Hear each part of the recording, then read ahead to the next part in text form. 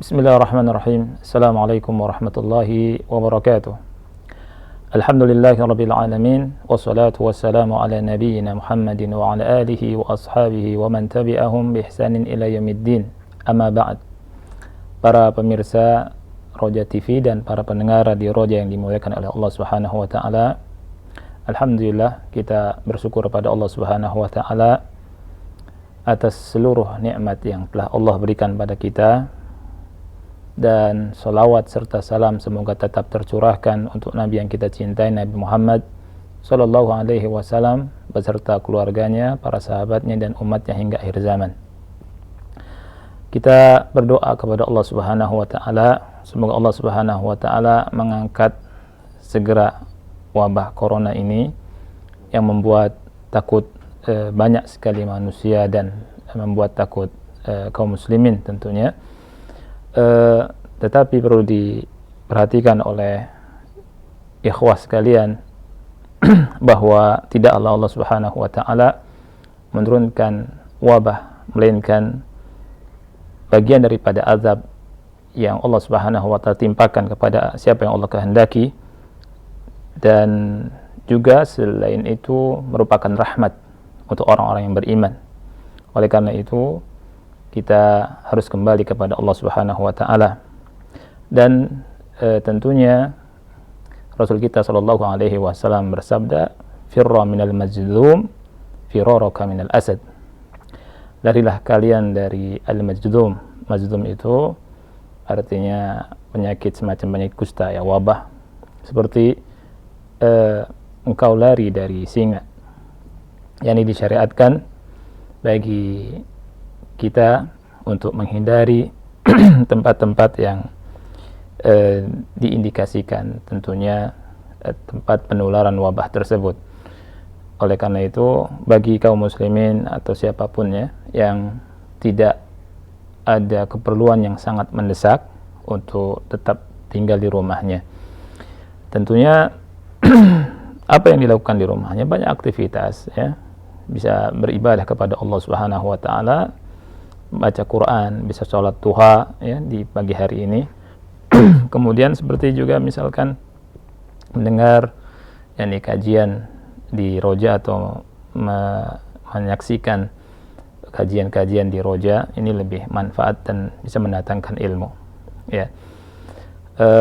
Para pemirsa dan para pendengar yang Allah muliakan, pada kesempatan ini insyaallah taala kita akan bahas ya ayat ke 231 dari surat Al-Baqarah. Isinya tentang taujihat li azwaji al-mutallaqat wa awliyaihinna. Artinya nasihat-nasihat yang Allah Subhanahu wa taala sampaikan kepada para suami yang menceraikan istrinya, juga bagi wali-wali mereka ya. Di surat Al-Baqarah ayat 231, mari kita perhatikan ya, yang di rumah bisa buka Al-Quran ya, ayat 231 surat Al-Baqarah. Kita baca dan kita perhatikan isinya. Allah Subhanahu wa taala berfirman, "Wa idza tallaqtumun nisaa fabalaghna ajalahunna فأمسكوهن بمعروف أو سرحوهن بمعروف ولا تمسكوهن ضرارا لتعتدوا ومن يفعل ذلك فقد ظلم نفسه ولا تتخذوا آيات الله هزوا واذكروا نعمة الله عليكم وما أنزل عليكم من الكتاب والحكمة يعظكم به واتقوا الله واعلموا أن الله بكل شيء عليم." Mari kita perhatikan ayat yang mulia ini. Allah Subhanahu wa taala berfirman, "Wa idza tallaqtumun nisa", apabila kamu menceraikan istri-istrimu, apabila kalian menceraikan istri-istri kalian. Fabalagna ajalahun, lalu mereka mendekati akhir dari iddahnya. Fa'amsikuhunna bima'rufin aw sarrihuhunna bima'ruf, maka rujukilah mereka dengan cara yang ma'ruf, atau ceraikanlah mereka dengan cara yang ma'ruf. Artinya, atau lepaskanlah mereka kembali kepada keluarga mereka dengan cara yang ma'ruf. Wala tumsikuhunna diraran lita'tadu, janganlah kalian atau janganlah kamu merujuki mereka, ya, untuk melakukan kemudaratan. Lita'tadu, ya, karena yang demikian itu kamu berarti menganiaya mereka. Wa may yaf'al dzalika faqad zalama nafsah, dan barang siapa yang melakukan hal tersebut maka sesungguhnya dia telah menzalimi dirinya sendiri. Wala tattakhidhu ayatillahi huzwa, janganlah kalian menjadikan ayat-ayat Allah, maksudnya hukum-hukum Allah, sebagai permainan, senda gurau. Wadhkuru ni'matallahi alaikum, dan ingatlah nikmat-nikmat Allah atas kalian. Wama anzala alaikum minal kitabi wal hikmati, dan apa yang Allah Subhanahu wa ta'ala turunkan atas kalian dari Alkitab dan dari hikmah, dari Al-Quran dan dari sunnah. Ya'idhukum bih, yang dengannya Allah Subhanahu wa ta'ala menasihati kalian, memberi pelajaran kepada kalian. Wattaqullah, dan takutlah kalian kepada Allah, bertakwalah kalian kepada Allah. Wa'lamu, dan ketahuilah annallaha bikulli syai'in alim, bahwa Allah Subhanahu wa ta'ala Maha mengetahui segala sesuatu. Para pemirsa dan para pendengar yang dimuliakan oleh Allah Subhanahu wa ta'ala, ayat yang mulia ini, ya, memiliki banyak sekali faedah dan hukum, ya, serta masalah-masalah yang penting sekali yang Allah sebutkan, yang banyak di antara kita, ya, belum mengetahuinya. Saya tidak akan menjelaskan dari maknanya, saya langsung masuk ke fawaid dari ayat yang mulia ini agar lebih bermanfaat, karena waktu kita sangat singkat. Yang pertama, ya, hukum yang bisa kita ambil dari ayat yang mulia ini adalah anna likulli talaqin ajalan, bahwa bagi semua tolak itu ada batas waktunya, ada masa iddahnya, ya. Allah Subhanahu wa ta'ala berfirman di sini dengan mujmal, dengan global, ya. Allah berfirman, wa idza talaqtumun nisaa fabalaghna ajalahunna, apabila kalian menceraikan istri kalian, kemudian mereka mendekati ajalnya. Maksudnya ajal di situ adalah batas akhir masa iddah, ya, batas akhir masa iddah. Nanti insyaallah taala saya akan jelaskan juga tentang maksud dari fabalagna ajalahunna, karena sebagian ulama menafsirkan seperti yang saya terjemahkan tadi. Saya ambil terjemahannya dari terjemahan yang ma'ruf di kita di Indonesia, ya. Begini terjemahannya, apabila kamu menceraikan, ya, istri-istri kamu, fabalagna ajalahunna, kemudian yakni mereka mendekati akhir masa iddah. Kalimat fabalagna ajalahunna, mendekati akhir masa iddah. Artinya, kata Syekh Utsaimin, qarabna bulugha ajalihinna, mendekati akhir masa iddah. Ya. Sebagian ulama mengatakan tidak mendekati, tapi apa? Betul-betul sampai kepada akhir masa iddah. Nah, terjemahan ini tentunya mengakibatkan hukum yang berbeda, atau penafsiran yang dua yang tadi Anda sebutkan itu menyebabkan ada perbedaan hukum. Dan kita jumpai ada perbedaan hukum tentunya antara mazhab Imam Ahmad juga dengan mazhab yang lainnya tentang masalah ini. Nanti insyaallah akan kita jelaskan di faedah yang kedua. Yang ingin Anda sebutkan di sini adalah bahwa talak itu memiliki ajalnya, yakni batas waktu, ada masa iddah. Dan di sini Allah sebutkan sekali lagi secara mujmal, secara global, ya. Kemudian Allah Subhanahu wa taala tentunya jelaskan di ayat-ayat yang lain, ya, tentang masa iddah itu. Masa iddah dijelaskan oleh Allah Subhanahu wa taala di antaranya di surat Al-Baqarah ayat 228, dan itu sudah kita bahas.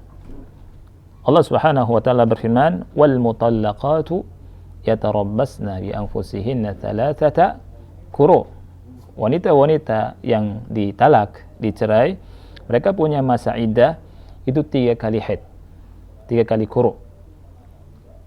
Dan di antara penjelasan juga yang Allah Subhanahu wa taala sebutkan tentang wanita yang ditalak, Allah Subhanahu wa taala sebutkan di surat At-Talaq ayat 4, "Wallai ya'isna minal mahidhi min nisaikum in irtabtum fa'iddatuhunna thalathatu ashhur wallai lam yahid."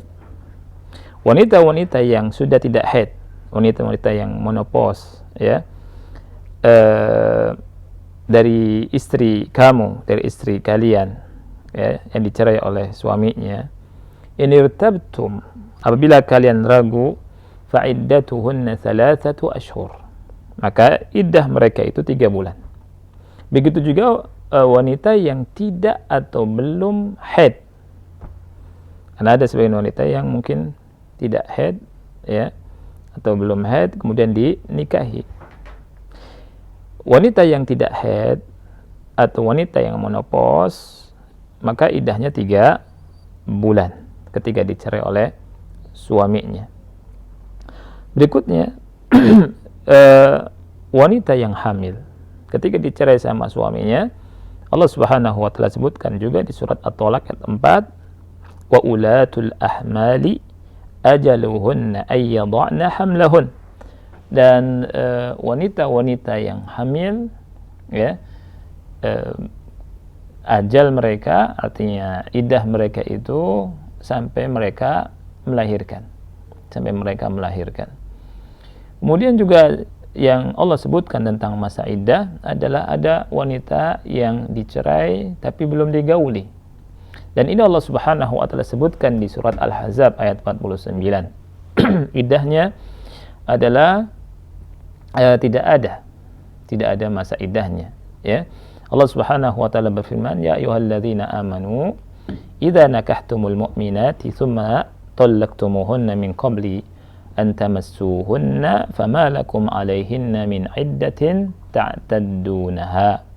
Wahai orang-orang yang beriman, apabila kalian menikahi wanita-wanita mukminat, wanita-wanita mukmin, kemudian kalian ceraikan, ya, sebelum digauli, maka mereka tidak memiliki iddah, ya. Jadi tidak ada iddahnya.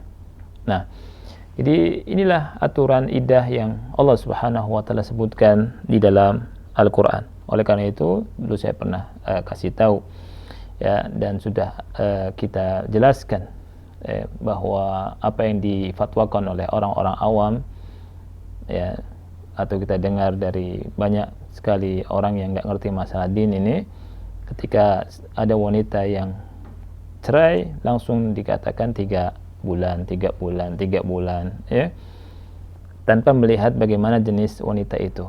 Ini tidak benar, ya. Jadi yang 3 bulan itu hanya untuk 2 orang tadi, 2 orang wanita, menopause atau wanita yang belum haid. Ketika dicerai suaminya, maka kata Allah 3 bulan iddahnya. Adapun wanita yang haidnya masih lancar, maka dilihat adalah 3 kali haid, ya. Dan haid wanita kadang ada yang lancar, ada yang enggak, sehingga bisa sebulan sekali, bisa kadang 1,5 bulan atau 2 bulan baru haid. Maka kalau misalkan dikasih tahu atau difatwakan 3 bulan, maka tidak benar. Belum saatnya untuk menikah lagi dengan orang lain, ya. Oleh karena itu hendaknya kita, yakni kaum muslimin, mempelajari hukum-hukum talak ini supaya tidak terjatuh pada kesalahan, ya. Nah, kita kembali di ayat yang mulia ini, bahwa Allah Subhanahu wa taala menyebutkan secara global di ayat 231 surah Al-Baqarah, ya, wa idza talaqtumun nisaa fabalagna ajalahun. Apabila kalian mencerai istri kalian, kemudian mereka mendekati masa akhir dari iddahnya, ya, ini kita dapat faidah fikih dari ayat yang mulia ini, bahwa Allah Subhanahu wa taala menetapkan setiap perceraian itu ada masa iddahnya, ada ajalnya, yakni ajal di sini maksudnya waktu iddah yang harus dipatuhi, yang harus diperhatikan, dan tidak boleh kita melampauinya karena ada hukum-hukum tersendiri di situ. Berikutnya faedah yang kedua, ya, jawaz al-muraja'ati ba'da tamamil iddati qabla an taktasil, ya. Apa artinya? Artinya boleh rujuk setelah sempurna iddahnya sebelum wanita itu mandi, ya. Di surat Al-Baqarah ayat 228 Allah Subhanahu wa taala berfirman, wal mutallaqatu yatarabbasna bi anfusihinna thalathata quru. Wanita-wanita yang dicerai, ya, maka mereka menahan dirinya, menunggu untuk tidak menikah lagi dengan yang lain tentunya, ya. Allah kasih masa iddah itu 3 kali haid, thalathata quru. Thalathata quru di sini maksudnya apa? Thalathata quru maksudnya 3 kali haid, ya. Nah, ketika masuk ke haid yang ketiga, ini ulama berbeda pandangan, nanti saya jelaskan, ya. Ada yang mengatakan berarti sudah tidak boleh rujuk lagi itu, ya. Ada yang mengatakan boleh rujuk lagi walaupun wanita itu belum mandi, ya. Maksudnya bagaimana? Maksudnya gini, misalkan di hari Senin, ya, di hari Senin selesai haidnya bagi wanita yang ditalak, dan ini haid yang ketiga. Selesai haidnya misalkan jam 6, jam 6 pagi. Si wanita itu kan belum sholat, belum nunggu waktu sholat zuhur, ya, atau dia belum ingin cepat mandi, sampai waktu sholat zuhur belum mandi. Nah, antara jam 6 sampai waktu sholat zuhur ini ada kesempatan untuk kembali bagi suaminya untuk merujuk ke istrinya, ya. Dan ini pendapatnya Imam Ahmad, boleh kembali, ya, untuk merujuk ke istrinya walaupun belum mandi, walaupun sudah suci. Ya. Sebagian ulama mengatakan kalau sudah selesai suci, kalau belum mandi tidak bisa kembali, kan sudah selesai, ya. Tidak bisa kembali kecuali dengan apa? Dan nikah baru dan mahar baru, kan gitu. Ini jadi ada hukum-hukum tertentu yang harus kita pahami.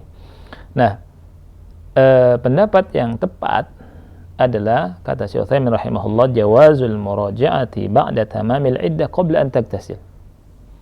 Bolehnya merujuki istri, ya, setelah iddahnya sempurna, suci selesai, walaupun sampai dia mandi. Artinya sampai sebelum dia mandi lah, sebelum dia mandi. Ya, tadi dia nunggu misalkan waktu zuhur belum mandi, dia ngelihat suaminya mau kembali enggak nih, gitu ya. Sampai zuhur. Biasanya kan kalau sudah zuhur dia mandi. Nah kalau sudah itu sudah selesai. Ternyata ngerujuk, berarti sudah selesai dah. Ya. Nah, ini dijelaskan oleh Syekh Muhammad bin Shalih Al-Utsaimin rahimahullahu taala, dan beliau berkata, wal qaulul awal, pendapat yang pertama, maksudnya pendapat ini, ya, itu as-sah, lebih sahih, li'annahu wa zahirul ayah.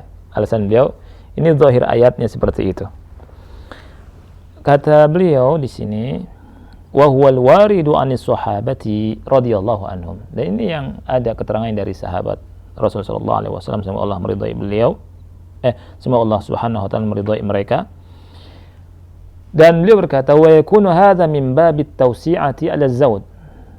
Wa yakunu hadza min babi tawsi'ati 'ala az-zawj. Maksudnya ini merupakan kelapangan buat suami.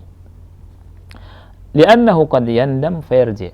Kenapa? Karena bisa jadi dia itu yandam ini menyesal, ya.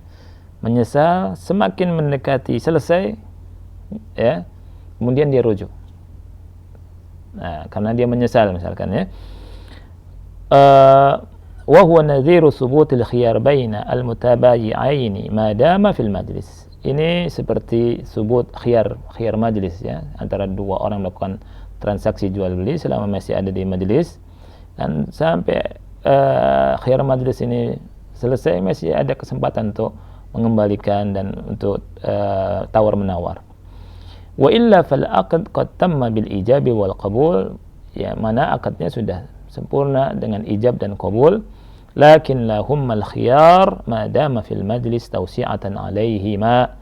Tetapi keduanya masih boleh mengadakan pilihan selama masih tidak ada di majlis. Ini mirip seperti inilah dalam rangka tausiah, dalam rangka yakni keluasan yang Allah Subhanahu wa taala berikan kepada orang yang melakukan transaksi ini. Wa hadza syai'un ma'lum fi gharizatil insan wa tabi'atihi. Ya, ini ilmu psikologi ini maksudnya nih. Ya. Wa hadza syai'un ma'lum fi gharizatil insan wa tabi'atihi. Ini sesuatu yang maklum dalam tabiat manusia, ya, dalam tabiat manusia. Bagaimana tabiat manusia itu? Innahu idza muni'a minna syai'i sara fi syaukin ilaihi, fa idza hasalahu faqad yazhad fihi. Seseorang itu ada tabiat tertentu yang ada tersimpan pada seseorang, di mana ketika dicegah, dilarang, atau mau dipisah dari sesuatu, ada sebuah kerinduan, ada keinginan, ada mau, gitu, ketika dipisah dari sesuatu, ya.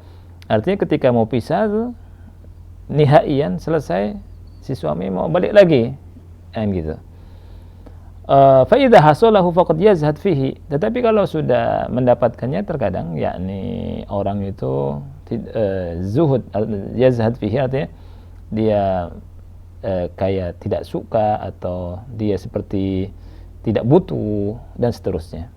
Nah, ini ini tabiat manusia, atau tabiat yang tersimpan pada manusia. Makanya kadang seseorang itu dikasih kenikmatan, ya, awalnya ketika dia ingin mendapatkan sebuah kenikmatan tertentu, dia mengharapkan dengan harapan yang luar biasa. Tetapi ketika sudah mendapat nikmat tertentu, merasa biasa dengan itu, merasa biasa, ya, kemudian merasa tidak butuh, ya. Tetapi ketika nikmat itu lepas dari dirinya, baru dia merasa apa? baru dia merasa butuh, baru dia menyesal, baru dia ada kecewa dan seterusnya.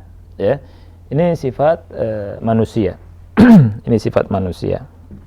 Ini dari sisi kejiwaan seseorang. Ya, Syekh Utsaimin rahimahullahu taala berbicara sedikit masalah ini. Tapi kita kembali ke masalah hukum, ya.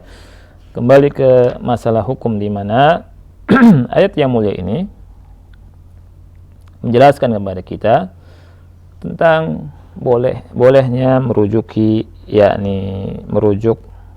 istri setelah yang dicerai, ya, setelah sempurna idahnya walaupun belum mandi, ya. Faedah berikutnya, faedah yang ketiga, saya loncat faedah yang keempat karena hampir sama. Wujubul muasyarati bil ma'ruf hatta ba'da at-talaq. Ya. Wajibnya muasyarah bil ma'ruf, ya, walaupun setelah perceraian. Allah Subhanahu wa taala sebutkan di sini apa? Allah Subhanahu wa taala sebutkan fa idza balagna ajalahunna fa amsikuhunna bima'ruf aw sarrihuhunna bima'ruf. Ya. Kalau mereka mendekati akhir masa iddah, maka Allah Subhanahu wa taala perintahkan rujukilah dengan cara yang baik. Kalau mau rujuk dengan cara yang baik. Ya. Kemudian kalau misalkan mau dilepaskan, tidak rujuk kembali, maka lakukan dengan cara yang baik pula. Dan wajib di sini muasyarah, ya, bermuamalah dengan baik walaupun setelah perceraian. Bagaimanapun juga itu adalah istrinya dulunya, ya. Karena li'alla yu'dhil insan zawjatahu bil qaul aw bil fi'li aw biman'il huquq aw ma asbaha dzalik. Ini penting sekali diketahui oleh laki-laki.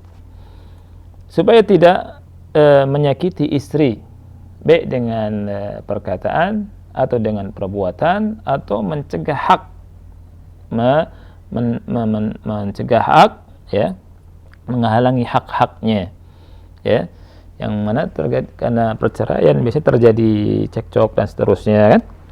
Oleh karena itu Allah Subhanahu wa taala ingatkan harus dengan cara yang ma'ruf, dengan muasyarah yang baik walaupun setelah tolak, ya.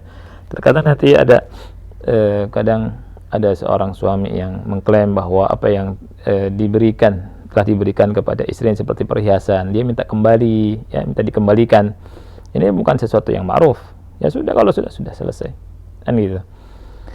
Kemudian yang berikutnya adalah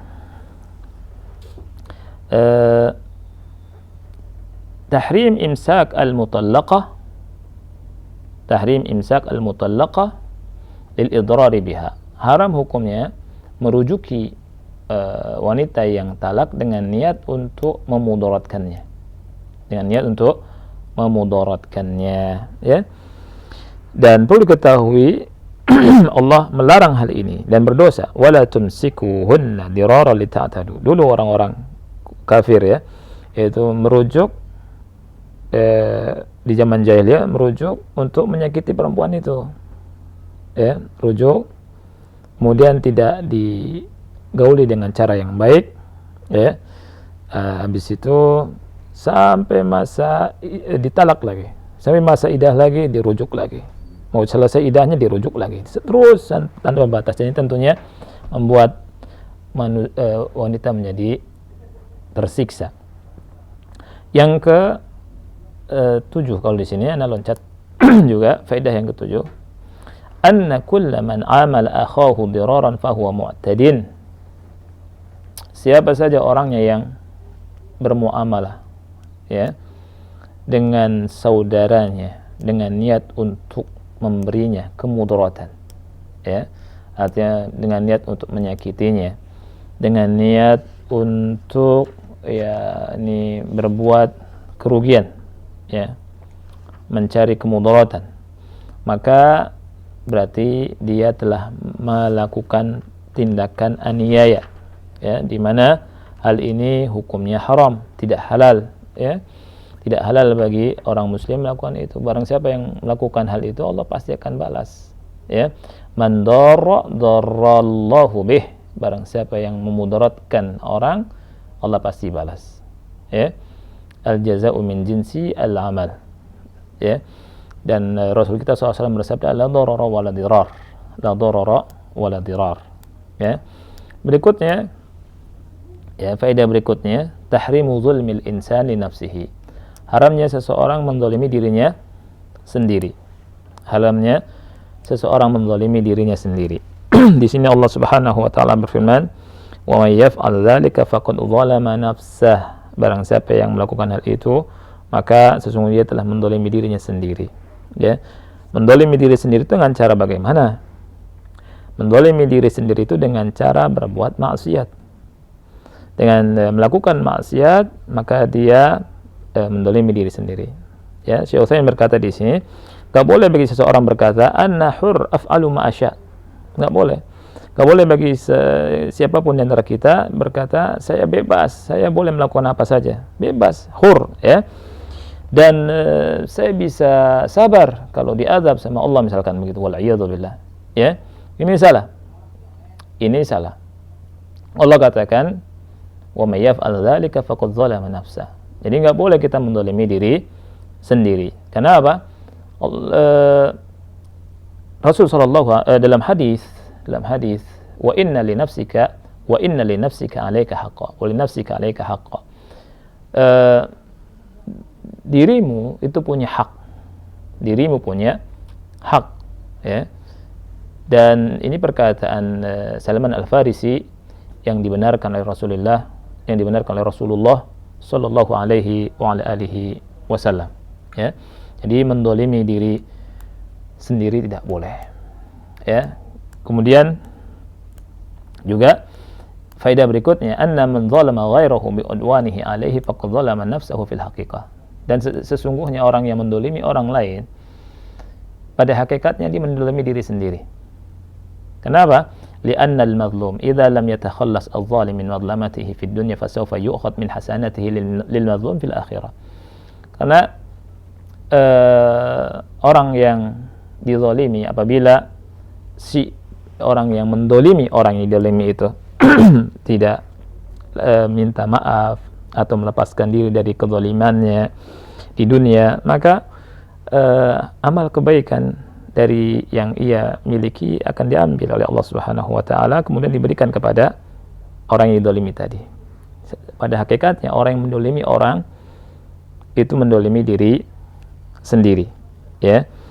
Sebagaimana sabda Rasul sallallahu alaihi wasallam dalam hadis yang diriwayatkan oleh Imam Muslim, ya, ketika Rasul SAW bertanya kepada para sahabat, "Tahukah kalian apa yang dimaksud dengan orang yang bangkrut itu?" Mereka para sahabat menjawab, "Wahai Rasulullah, orang yang bangkrut di antara kita menurut kami adalah orang yang tidak memiliki dinar, tidak memiliki mata, ya, tidak memiliki uang, dan tidak memiliki harta benda." Kemudian Rasulullah SAW bersabda, "Innal muflisa min ummati man ya'ti yaumal qiyamati bi salatin wa siyamin wa zakah." Orang yang bangkrut, betul-betul bangkrut dari umatku adalah orang yang nanti datang hari kiamat, pada hari kiamat dia membawa amalan besar, membawa salat, puasa, zakat, ya. Tapi sayangnya kata Rasul, "Wa ya'ti wa qad syatama hadza wa qadhafa hadza wa daraba hadza wa safaka dama hadza wa akala mala hadza. Fa yu'ta hadza min hasanatihi wa hadza min hasanatihi fa in faniyat hasanatuhu qabla an yuqdama alayhi ukhidha min khatayahum fa turihat alayhi thumma turiha fin nar." Dia di hari kiamat selain membawa amalan-amalan kebajikan, dia pernah, kata Rasulullah SAW, mencela seseorang, menuduh seseorang, ya, membunuh seseorang, menumpahkan darah seseorang, mengambil harta seseorang, ya. Ini contoh-contoh, tapi bukan pembatasan, ya, gibahin orang dan seterusnya, tentu masuk di situ. Nah, ketika di hadapan Allah, kan orang-orang yang dolim ini nuntut, ya, dia tidak bisa membayar, maka diambillah kebaikan-kebaikan orang yang zalim tersebut, ya, diberikan kepada orang yang dizalimi. Fa in faniyat hasanatuhu, ketika kebaikannya habis dan sebelum selesai keputusannya, orang yang dolimi masih ada, ya, dia tidak bisa bayar dengan amal baik. Tentunya ketika tidak bisa bayar dengan amal kebaikan, maka diambillah dosa-dosa orang yang didolimi itu, diberikan kepada dia, kemudian dia dilempar ke dalam api neraka, waliyadzubillah. Nah, Hadis ini membuat kita tenang, ya, dan apabila ada di hati kita hadis ini, maka kita hidup tenang, ya. Kita tidak takut dizolimi, dan kita pun takut mendolimi orang. Karena apa? Ketika kita sholat malam di malam hari, misalkan, ya, atau sholat duha atau sholat wajib, kemudian kita di majelis ngomongin orang, ya, gibahin orang, berarti kita apa? Sedang ngasih hadiah sholat malam kita ke orang tersebut. Begitu juga orang demikian, ketika orang dolimi kita, gibahin kita atau celah dan seterusnya, dia sedang mentransfer pahala ke kita, ya. Dan ketika orang ngambil harta kita dengan zalim, ya, misalkan ada orang berhutang pada kita, misalkan, kemudian dia tidak bayar, ya, ditagih susah misalkan, ya, kita tagih dan kita ingatkan misalkan, ya, kemudian dia tidak bayar, jangan khawatir. Karena apa? Karena di akhirat Allah akan kasih pahala besar, ya. Pahala orang tersebut diambil buat kita. Nah, ini. Jadi hadis yang mulia ini apabila ada di hati kita, maka menjadilah orang-orang yang tenang kita ini. Baik, ini saja barangkali. Insyaallah kita lanjutkan, ya, pada pertemuan berikutnya. Nah, ingat-ingat sampai sini karena masih banyak sekali hukum dan fawaid dari ayat yang mulia ini, bahkan sampai 26 faedah disebutkan oleh Syekh Muhammad Shalih Al Utsaimin dari waktunya, insyaallah. Ini saja barangkali, tafadhal, kita buka tanya jawab, ya. Nah, Ustaz, barakallahu fiik. Jazakallahu khairan, terima kasih atas pelajaran yang telah disampaikan di kesempatan pagi hari ini. Semoga yang singkat ini dapat menambahkan ilmu kita. Allah mudahkan kita untuk bisa memahami dan mengamalkannya. Selanjutnya, untuk memperdalam materi ini, silahkan Anda bertanya seputar pembahasan. Silahkan. Kami akan bacakan terlebih dahulu dari pesan singkat, Ustaz. Nah. Assalamualaikum warahmatullahi wabarakatuh, Ustaz. Waalaikumsalam warahmatullahi wabarakatuh. Saya mau bertanya, Ustaz. Iya. Kalau kita seorang istri memergoki suami berzina, apa yang harus kita lakukan? Memaafkan atau menceraikannya? Tolong penjelasan, Ustaz. Wal'iyadzubillah. Iya. Wal'iyadzubillah. Iya. Na'udzubillah. Jadi kalau ada istri menjumpai suaminya sedang berzina. Suaminya berzina. Nah, iya. Nasihati, ya. Nasihati, kemudian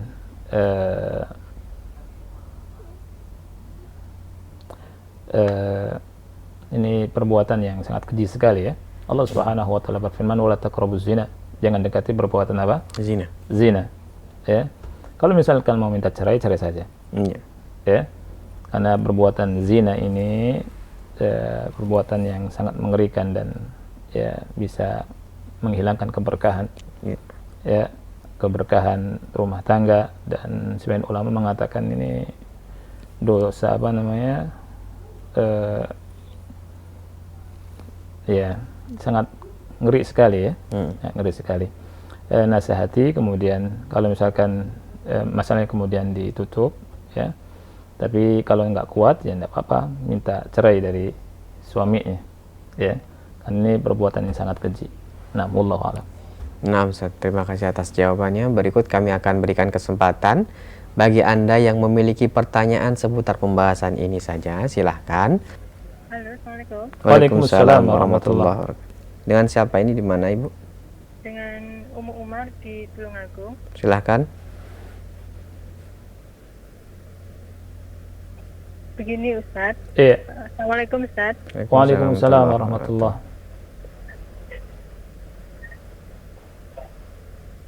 Ini saya mau bertanya. Saya mempunyai saudara. Iya. Saudara saya itu mengalami masalah. Dia berbuat nusus gitu. Wanita dia. Suaminya, ya. Sama suaminya, kemudian sama kedua orang tua suaminya disuruh bercerai. Suaminya sebenarnya nggak mau bercerai. Terus ya, orang tuanya bersikeras untuk menyuruh bercerai. Kemudian mereka bercerai. Iya. Kemudian setelah beberapa waktu gitu, suaminya pengen rujuk lagi sama saudara saya itu. Iya. Tapi pengen rujuknya ini mau nikah siri aja biar kedua orang tuanya nggak tahu gitu. Kan Maksudnya kalau nikah siri itu kan tetap bisa gitu, sudah rujuk gitu. iya. Tapi karena mungkin ya pemahaman saudara saya itu masih masih belum ngerti gitu kan, jadi kalau nikah siri sepertinya dia nggak terima gitu, nanti terus minta nikah lagi, terus suaminya nggak mau ngurus nikah lagi. Kemudian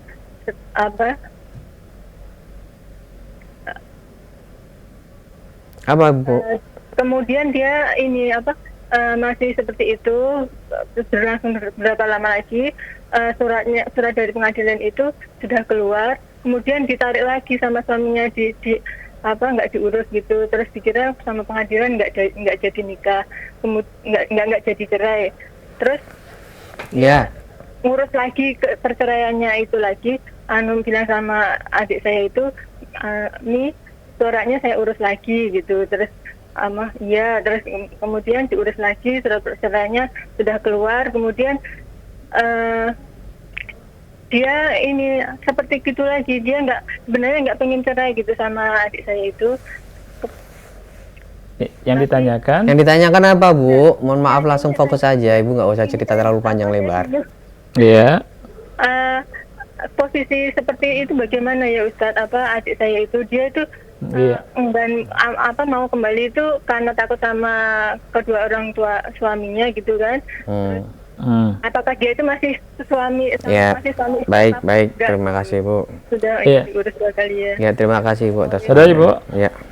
Ada? Ya, tayyib. Ya. Statusnya gitu ya? Iya, Ustaz. Ini sepertinya kayak pertanyaan kemarin kita seperti ini, Ustaz. Mirip.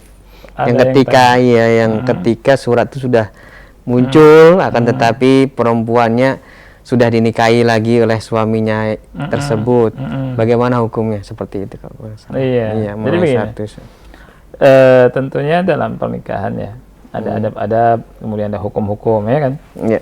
Begini, menikah ketika syarat-syaratnya terpenuhi maka sah, ya, maka sah. Kemudian cerai, balik lagi, rujuk lagi, juga sah kalau syarat-syarat terpenuhi, kan gitu. Anda sudah kasih tahu tentang wanita yang ditalak, talak 1, talak 2 itu ada talak raj'i, ya.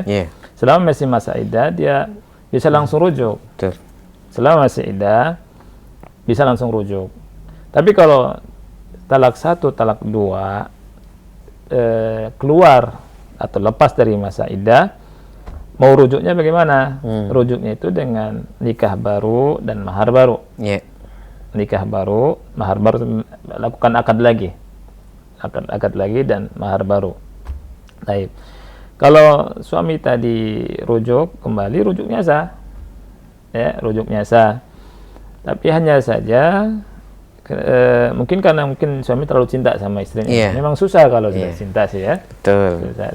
Susah. Tapi sebenarnya kalau misalkan dia mau ngikuti nasihat orang tuanya, kalau betul-betul istrinya itu nusyuz, maka tinggalkan.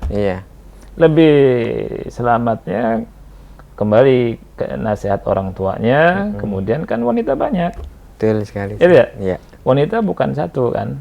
Ya tidak. Pilih yang baik, yang sesuai dengan orang tuanya, kan gitu. Pernah terjadi zaman Ismail, kan? Nabi Ibrahim juga pernah memerintahkan Nabi Ismail untuk menceraikan istrinya.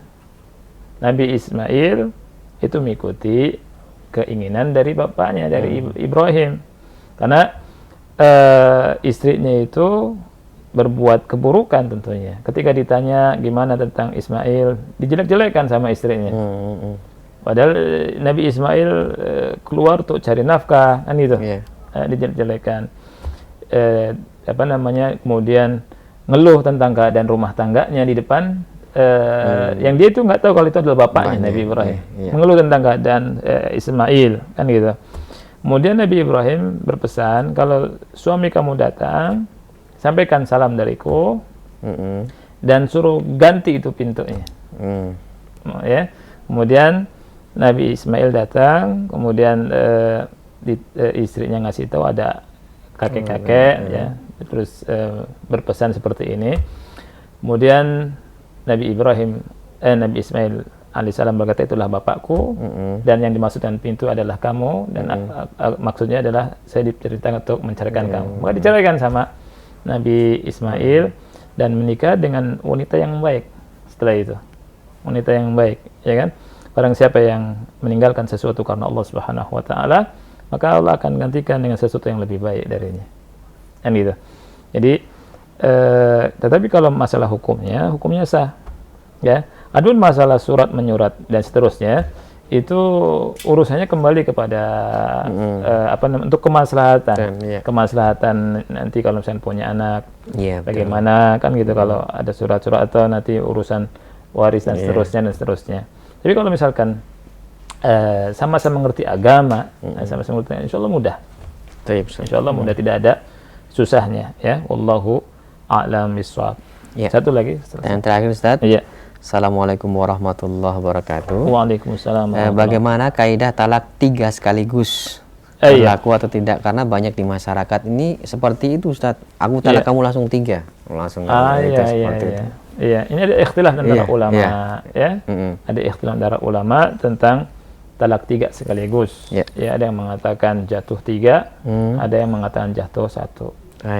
Ya, yang tepat adalah jatuh 1. Ya, tidak talak 3 langsung, ya. Yang tepat jatuh 1. Dan ini pendapatnya Syekhul Islam Ibnu Taimiyah, dan Syekh Utsaimin rahimahullah juga, kitab yang saya baca, yang kita bahas juga, beliau berpendapat demikian. Jadi talak 3 dalam satu majelis, misalkan aku talak kamu 3 kali, ya kan, itu tetap jatuh talak 1, ya. Artinya boleh rujuk lagi, ya, boleh rujuk lagi. Nah, ulama yang mengatakan jatuh talak 3-nya berarti nggak boleh rujuk lagi. Nah, itu ada ikhtilaf tentunya, dan mungkin ini saja yang bisa saya sampaikan, mudah-mudahan manfaat, ya. Kita meminta pada Allah Subhanahu wa taala kembali agar Allah Subhanahu wa taala memberikan kekuatan kepada kita untuk bisa mengamalkan perintah-perintahnya dan meninggalkan larangan-larangannya. Dan kita meminta pada Allah Subhanahu wa taala agar Allah merahmati kita semua, mengampuni dosa-dosa kita semua, dan Allah mengangkat wabah ini dari kita semua dengan cepat, ya.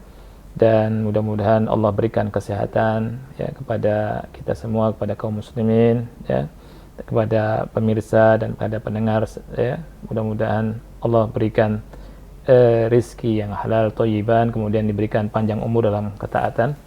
Ya, ini saja barangkali yang bisa kita bahas. Kita akhiri, subhanakallahumma bihamdika, asyhadu an la ilaha illa anta, astaghfiruka wa atubu ilaik. Assalamualaikum warahmatullahi wabarakatuh.